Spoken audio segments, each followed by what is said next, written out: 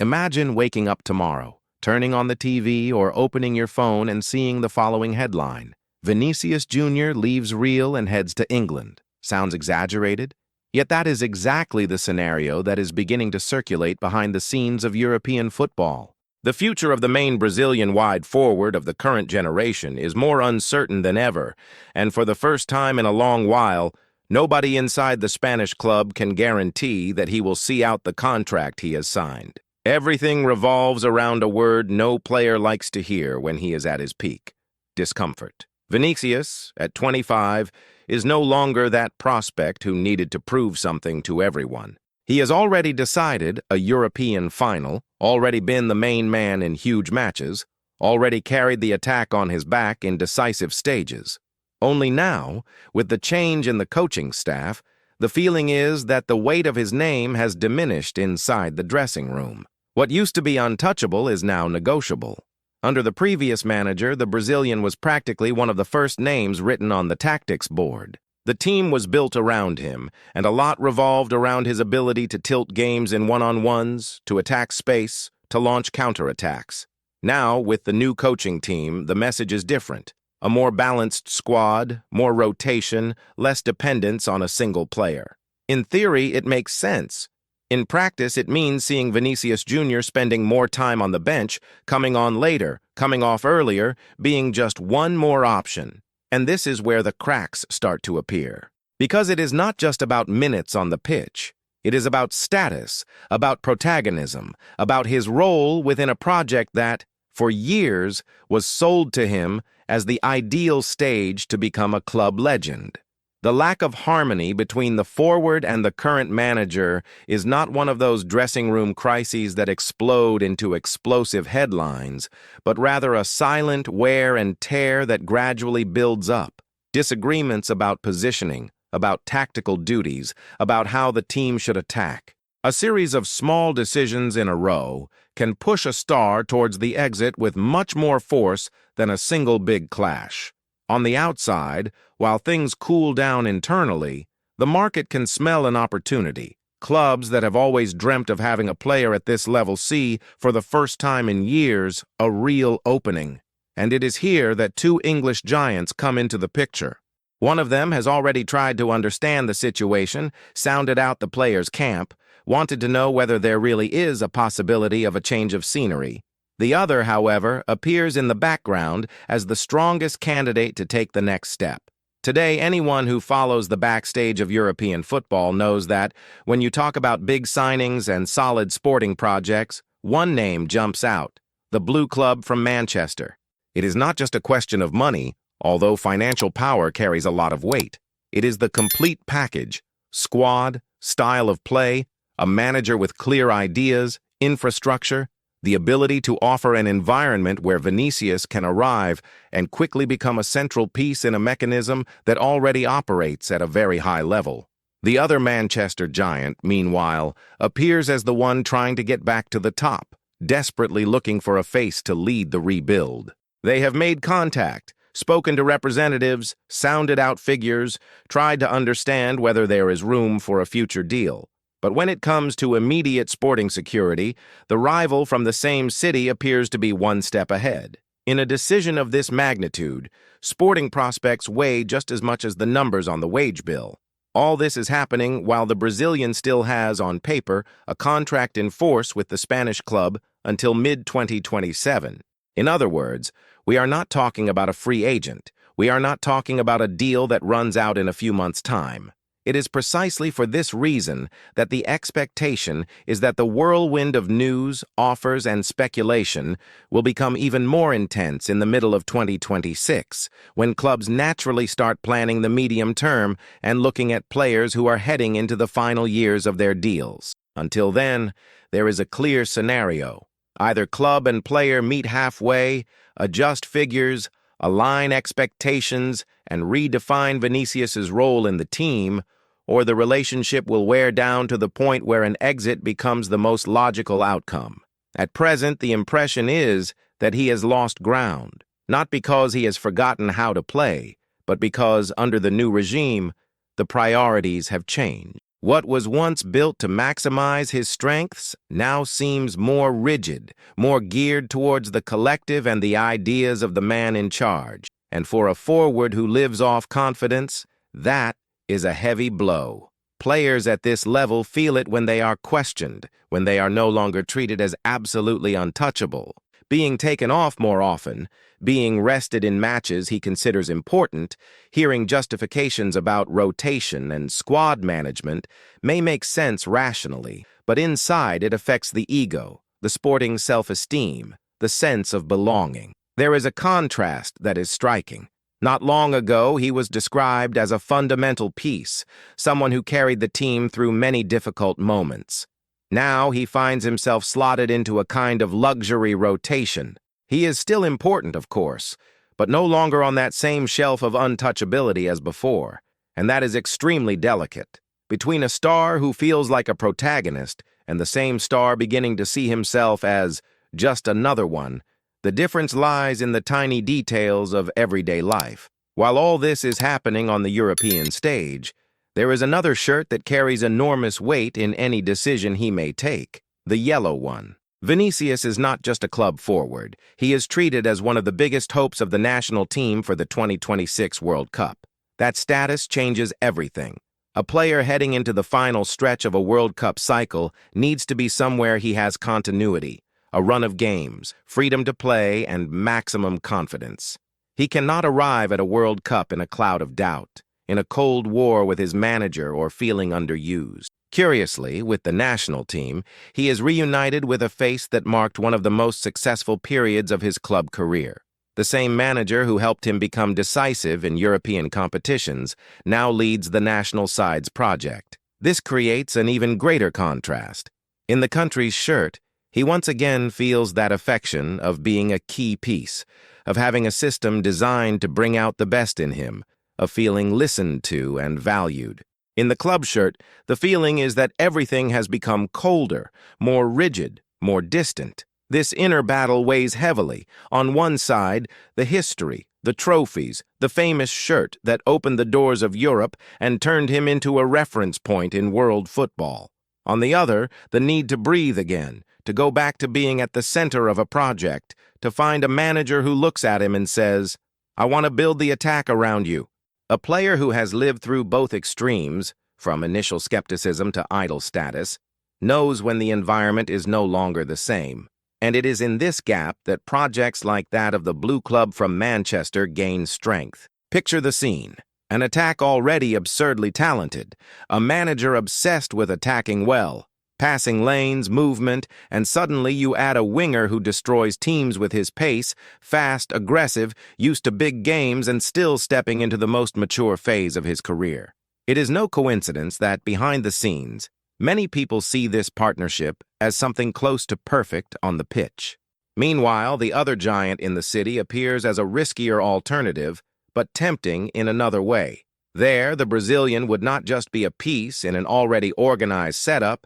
He could become the face of the rebuild, the major star of a team in search of an identity.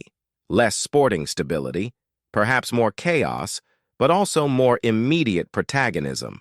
Instead of entering a ready-made system, he would be helping to build something new. It is a different kind of appeal. None of this, however, will happen without a long saga involving the Spanish club, the player, and the interested parties.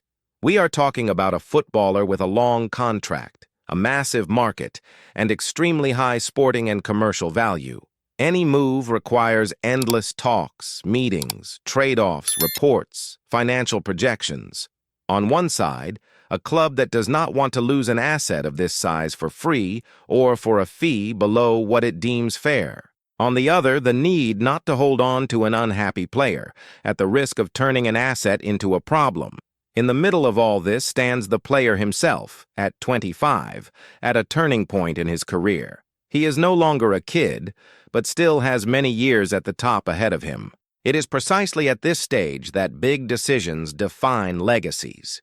To stay and try to win his place back under the current manager, betting that time will smooth the edges, or to take a risk in a new country, a new league, a new footballing philosophy.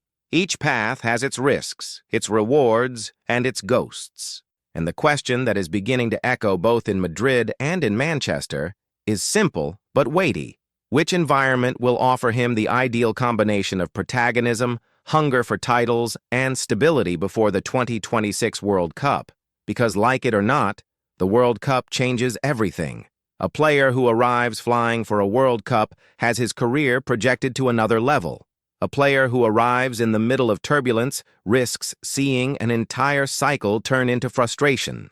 At this moment, there is no definitive answer, no announcement ready, no new shirt being held aloft. What exists is a scenario full of signs: dissatisfaction with his current role at the club, heavy competition behind the scenes, a contract that still allows a stratospheric sale, a World Cup approaching, and two projects in England willing to test just how strong his bond with Madrid really is. To understand what might happen from here, we first need to imagine the scenario in which he decides to stay in Spain. That is the most obvious path from the outside. A contract signed until 2027, a story already built, a bond with the fans, important titles on his CV.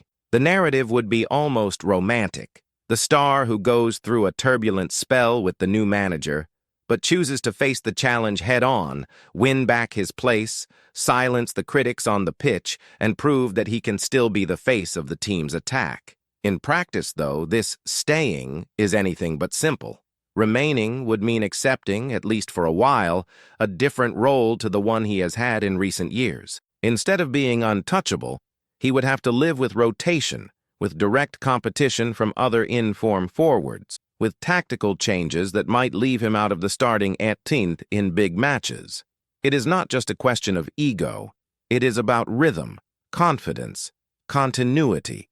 A forward who depends on explosiveness and instinct needs minutes, needs to make mistakes and try again, needs to feel that the game flows through his feet. This scenario of staying would also require a frank conversation between him and the manager, a footballing settling of accounts, putting on the table points such as positioning, freedom on the pitch, the type of movement expected, the level of demands, shared objectives. The coach has his convictions and will not abandon them overnight, but he also knows you cannot waste a player capable of deciding entire competitions. If there is a meeting point, a clear definition of roles, the relationship can be rebuilt. If there is not, the silent friction tends to turn into a definitive separation. From the club's side, keeping him is not just a sporting matter, it is also a business decision. A player of his age, with the image weight he carries, has huge market value. If the board senses that the breakdown is irreversible, the fear begins to grow of seeing the asset devalue over the months, whether through a drop in performances or through internal conflicts that leak to the press. On the other hand, if the forward finds his best level again at the club itself, any future sale becomes even more expensive and more advantageous financially. Now imagine the other path: change. A move to England, to one of the most intense and exposed centers of world football. In particular, to a club that already lives at the top, used to fighting for everything year after year. In the case of the blue side of Manchester, the tactical fit is easy to picture. A system where the wingers are essential, where the build-up runs heavily through the flanks, where the ball moves quickly until it finds the 1v1 that opens up the game. It is an environment where a player like him would not arrive to see what happens. He would arrive with the expectation of being decisive from day one. Under a manager with aggressive attacking ideas, Vinicius would have the chance to polish his repertoire even further. Instead of just sprinting in transition, he would become part of the build-up from the start of moves, finding spaces between the lines, attacking central areas, switching flanks, confusing markers. He would not just be the wide winger waiting for the ball on the touchline. He could become a complete forward, capable of deciding matches in different zones of the pitch. And that, thinking about the World Cup, is pure gold. The more complete he is, the more unpredictable he becomes for opposing defenses. On the other hand, moving to England also brings clear risks. The league is extremely physical, marked by intense matches in quick succession, heavy atmospheres, hostile stadiums in almost every fixture. There is no such thing as an easy game. Adaptation is not guaranteed, no matter how talented the player is. Climate, language, daily routine, refereeing style, the way the press applies pressure, everything changes. And it is worth asking whether that is the kind of turbulence he wants to face so close to a World Cup in which he carries the responsibility of being a protagonist for the national team.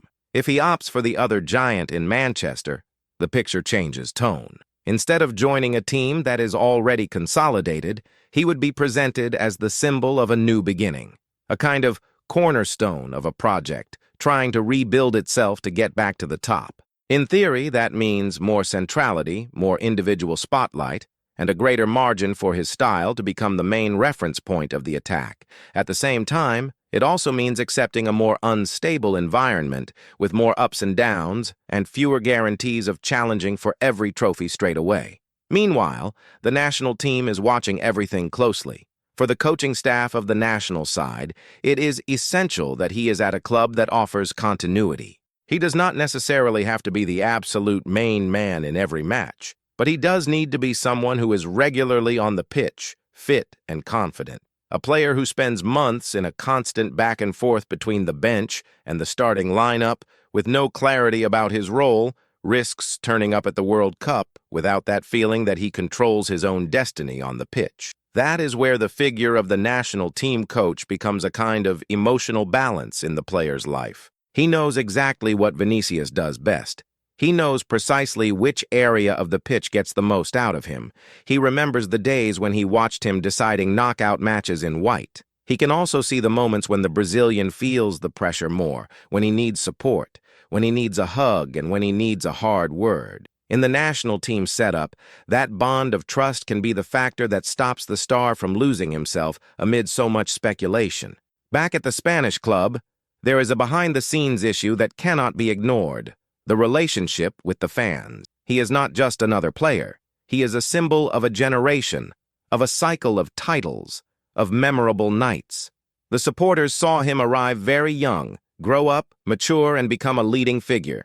That emotional bond carries weight. Part of the fan base does not easily accept the idea of seeing a player with that history being pushed into the background by a newly arrived manager. Another part, more pragmatic, understands that no one is bigger than the club and that tactical decisions are part of the game. If staying is the chosen path, it is likely that popular pressure will also play a role. A few poor team performances with the star on the bench could become fuel for questioning the manager. At the same time, if the coach manages to make the team perform well with other protagonists, the narrative changes. Maybe it's time to refresh the personnel. This tug-of-war between emotional attachment and sporting pragmatism will hang over any decision involving Vinicius's future. On the market, the numbers are already being sketched out in people's minds. The Spanish club's board will not let the forward go for just any fee. We are talking about a deal that would easily enter the list of the biggest in history, both for its sporting impact and its marketing power. Manchester City and Manchester United, each in their own way, have the financial muscle to join a battle of that size, but they would not do so without being absolutely sure that he is coming in as a central piece. You do not invest that kind of money to have a player in the rotation. Another point that has to be considered is time. The contract until 2027 means that the peak of speculation will come in 2026, when there will be just over a year of the deal left. That is when the board will be forced to choose, either renew and secure the player for longer or firmly place his name on the list of possible departures to avoid their bargaining power shrinking further down the line. The more the clock ticks on, the heavier that decision becomes.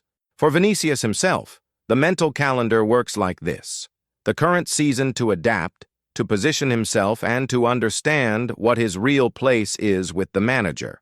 The following season, on the eve of 2026, to decide whether it is worth gambling on a move before the World Cup or whether it is better to grit his teeth, focus on the tournament, and leave any major career change for afterwards. It is not just a choice of club, it is a choice of timing. At 25, he is entering exactly the phase in which many forwards reach their physical and technical peak. It is no longer about potential, it is about reality. That means he does not have much room to waste years in environments that do not suit him.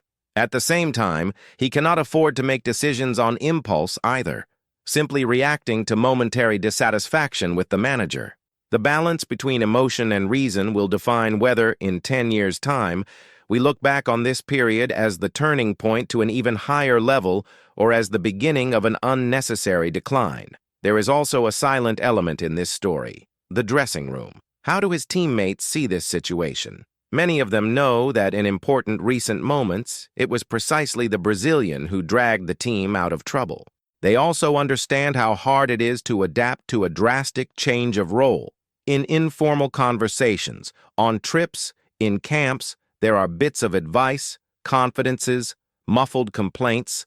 No player lives through this type of dilemma entirely alone. And that also affects the internal atmosphere, the way the squad relates to the manager and to the board's decisions. If, at any point, the club realizes that the dissatisfaction of one of its main players is starting to contaminate the environment, the pressure for a quick decision increases. That is when phone calls between Spain and England become more frequent, meetings with agents are scheduled more often, and headlines stop being mere rumors and begin to resemble concrete proposals. At that stage, the question stops being if and becomes when and where to. At the same time, there is always the chance of a twist, a run of outstanding performances, a frank conversation that changes the tone of the relationship with the manager, a final decided by his goal, a public gesture of faith in him. Football has a short memory when it comes to what happens on the pitch. 1 month playing at a very high level can erase weeks of noise. That is why, as alive as the possibility of a departure is, you cannot completely rule out the script in which he turns things around without having to change clubs.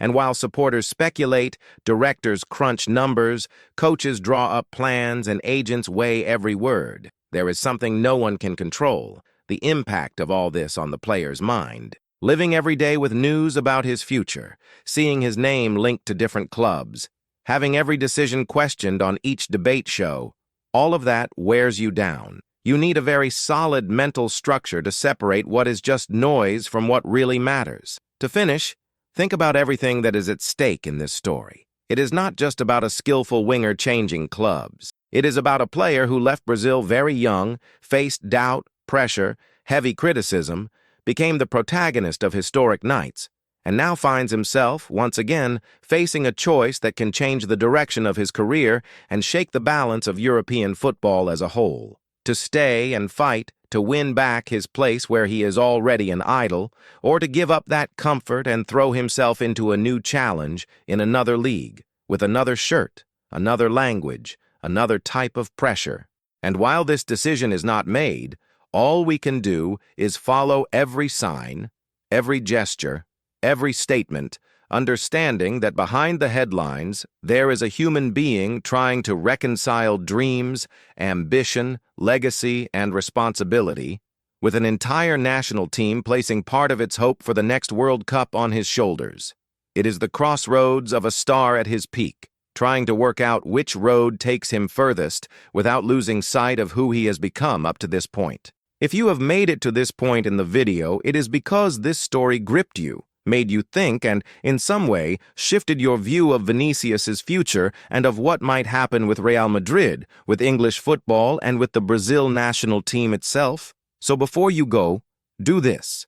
Leave a like to support this work, because it helps a lot to get this content to more people who also live and breathe football like you. And of course, if you are not subscribed yet, take the chance to subscribe to the channel now. Turn on notifications so you do not miss the next chapters of this saga, because as soon as there are new behind-the-scenes details, fresh information, or any change in this situation, you will get everything firsthand here. Share this video with that friend who loves to debate football, send it in the group chat, bring up the topic, because this decision from Vinicius is still going to give people plenty to talk about. Thank you for staying until the end. Now, leave your comment below. If you were Vinicius Jr., would you stay and try to turn things around where you are already an idol? Or would you trade it all for a new challenge in England? Your opinion is part of this conversation.